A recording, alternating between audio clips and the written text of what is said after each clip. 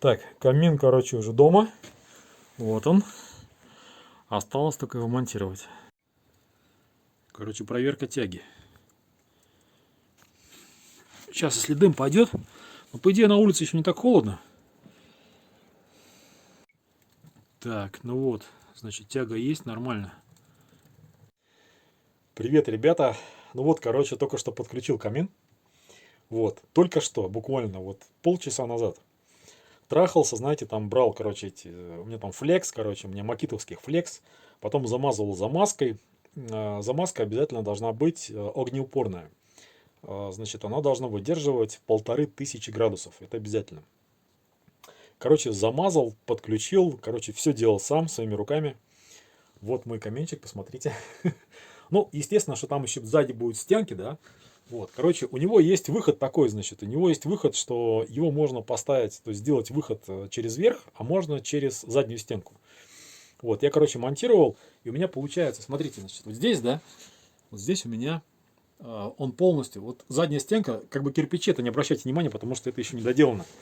Вот, но сам факт, что у меня на этом камине это абсолютно плоская вещь, то есть абсолютно плоская. Когда я его буду топить, это не сразу, значит, нужно сначала протопить один раз, второй раз, третий, ну так, знаете, по чуть-чуть, да, посмотреть, как тяга, но тяга уже есть. Вот, то, в принципе, на этом камине можно уже даже сверху что-то готовить. Вот такая вот, ребята, ситуация. Я счастливый, как паровоз.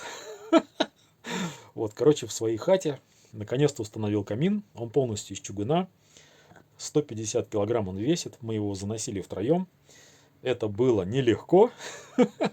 Ну вот, закинул 2 брикета. Всего лишь только 2. Вот, и тепло уже, да. Вот сверху можно готовить здесь вот, да, на камине. Ну, короче, я вот сейчас сижу на полу возле каминчика и наслаждаюсь. Кайфую, ребята. Ну, я вот сейчас в своей хате закинул 2 палетика, 2 этих самых брикетика. Вот, и, короче, греет все. Значит, сегодня первый день теста. Вот, ну, что я могу сказать? Ну, если у вас есть возможность, ребята, покупайте себе квартиру, лучше с дымоходом. Устанавливайте там камин или печку.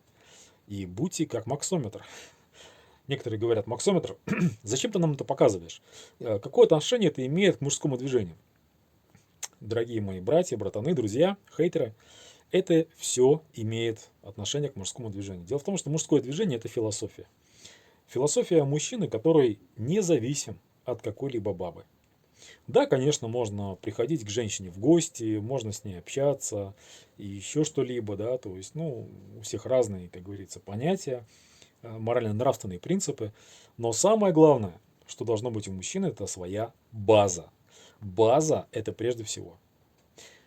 Я, наверное, ну, скажем так, поздно начал это все понимать, то есть я начал прозревать где-то, может быть, годам 37-38, вот, уже практически в 41-42 мне уже стало все понятно. И сейчас в мои 47 лет, ну вот летом будет 48, я понял простые вещи, что мужчина – это база, мужчина – это своя недвижимость, мужчина – это свои ресурсы, мужчина – это независимость от женщины.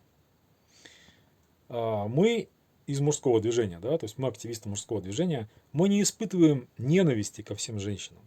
Мы уважаем наших сестер, матерей, но мы за то, чтобы мужчина был вектором, чтобы мужчина был главным, чтобы мужчина имел свои ресурсы, свою недвижимость и радовался жизни. С вами был ваш Максометр, вас крепко обнимаю, порадуйтесь со мной за мой камин. Вот, сразу могу сказать, что камин на 10 киловатт это достаточно много, но я решил взять такой. Вот, труба 150 миллиметров, ну, в принципе, тяга хорошая. Ладно, всех вас обнимаю, с вами ваш Максометр, пока-пока.